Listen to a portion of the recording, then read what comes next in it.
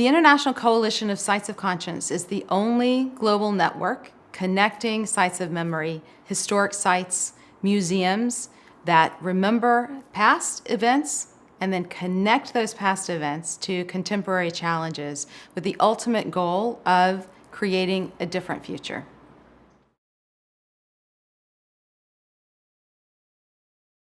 A site of conscience is a place of memory. It can be a large national museum. It can be a small historic house. It can be a memory initiative. But what is the same about all sites of conscience, the approaches that are shared across all of these venues, is that it's a place where individuals can come together, they can share their stories, and they can listen to the stories of others. And it's by creating this space for both sharing and listening that we begin to understand people coming from different perspectives. And it's only through creating these opportunities that we can create an environment of empathy, understanding, and in the context of transitional justice, lasting peace and the prevention of recurrence of atrocity.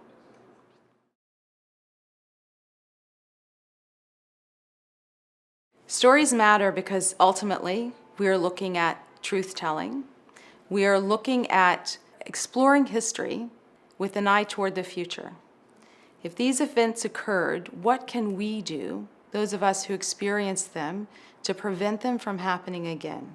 What lessons can be drawn from conflicts around the world, from history, from the legacies of those conflicts, and how can we apply those lessons today in countries emerging from conflict? If we can look at history, if we can look at the environment that led to these events happening, if we can take the lessons of those experiences and provide everyone with an opportunity to take ownership over how they would like to move forward, to engage in rebuilding the social fabric post-conflict, then that peace will be a lasting peace. But it must be inclusive, it must be holistic, and it must be an opportunity for everyone across that particular country to identify a role and play a role in ensuring these events do not happen again.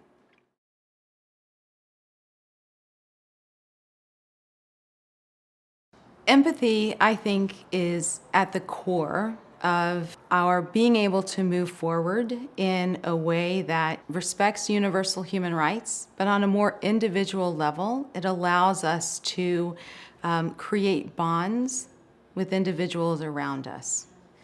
During conflict, all members of society experience extraordinary trauma.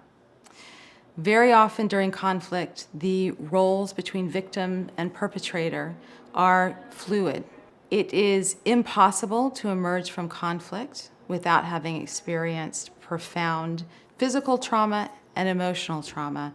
When we can come together and hear the stories of those around us and understand that we are all suffering, only then can we come up with ways to prevent that suffering, to move forward in a way that allows healing and that allows a true commitment to ensuring that these events never happen again.